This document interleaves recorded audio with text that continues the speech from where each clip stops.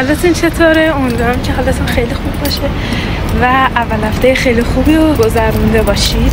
قضیه از این قراره که امروز دانشگاه دارم و دارم میرم دانشگاه و بعدش با دختر دایی مبینا برم بیرون.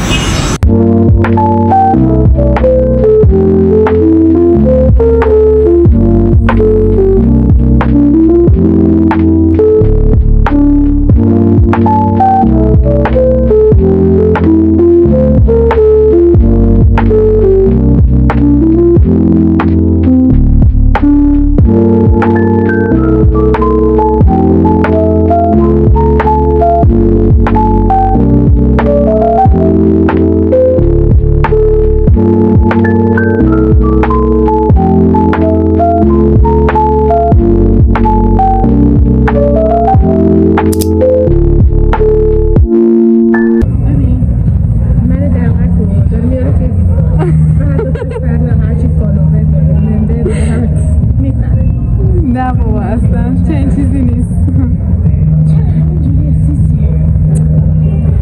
توی اسمس همون داداش رو در رو سیسی داداش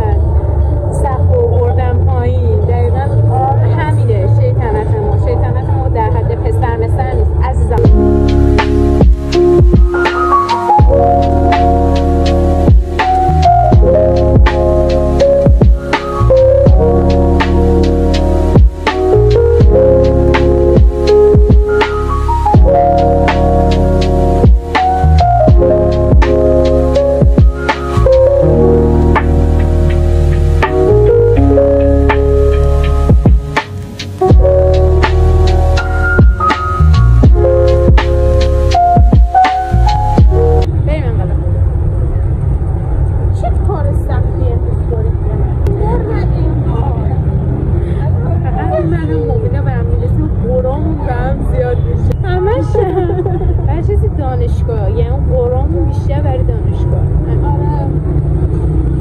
یعنی من این ترممو بتونم خیلی خوب پاسشم خیلی هنر کردم.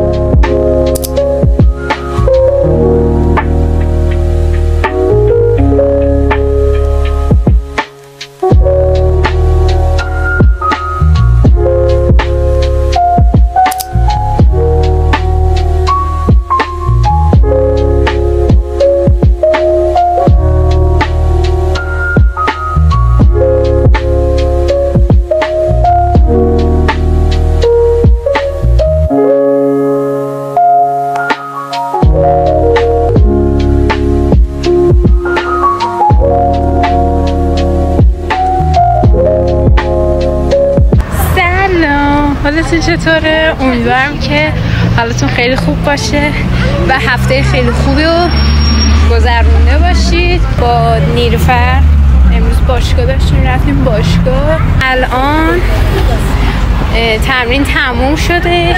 با یکی از بچه هامون داریم میریم یه سر کافه بشینیم یه صحبت بکنیم. بعد اینکه همین.